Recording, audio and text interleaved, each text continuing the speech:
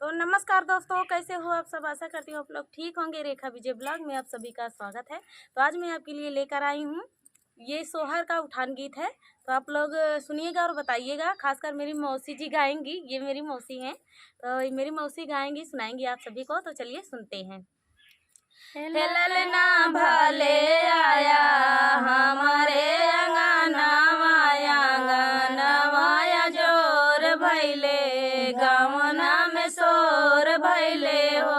ललना भले आया हमारे अंगनवाया जोर भैले गवना में शोर भैले हो। सासू सुहागिन बड़ी भागिन आना धन लूटावाली हो। हे सासू भाले आयु हमारे अंगनवाया जोर भैले गौना में शोर भैले न।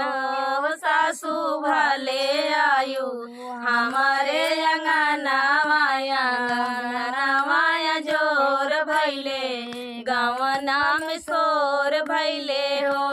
ललना भाले आया हमारे अंगनवाया जोर भैले गवना में शोर भैले हो। जेठनी सुहागिन बड़ी भागिन आना धन लूटावाली हो।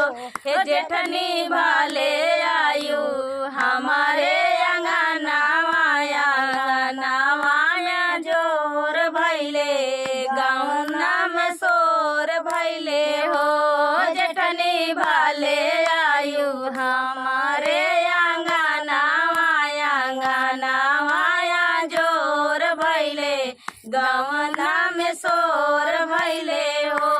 ललना भाले आया हमारे अंगनवाया जोर भैले गौना में शोर भैले हो। ननदी सुहागिन बड़ी भागिन आना धन लूटावाली हो। हे ननदी भाले आयु हमारे अंगनवाया जोर भैले गौना में शोर भैले हो।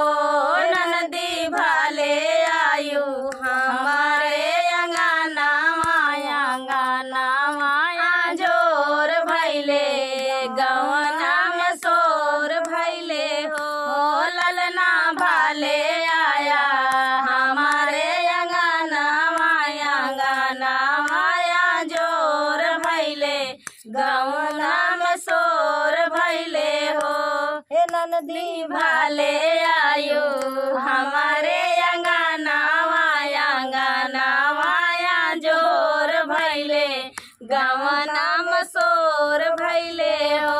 देवरन सुहागिन बड़ी भागिन आना धन लूटावली हो।